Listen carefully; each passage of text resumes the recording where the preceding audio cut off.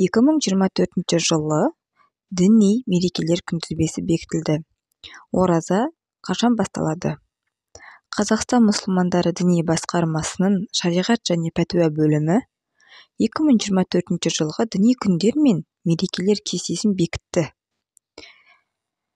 Бекітілген кестеге сай 2024 жылы Рамазан айы 11 наурызда басталады, ал қасиетті қадір түні 5-нен 6 сәуірге қараған түнге дәл келіп тұр.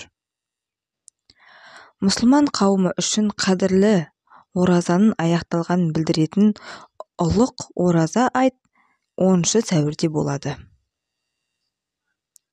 Ал 3 күн тойлайтын құрбан айт 17 маусымға сай келіп тұр. Мүбәрак мәуліт айы қыркүйекте басталмақ.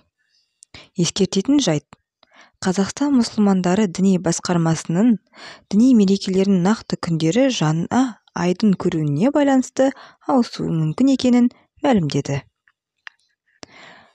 Сіздермен бірге болған мен Мадина. Келесі кездескенше.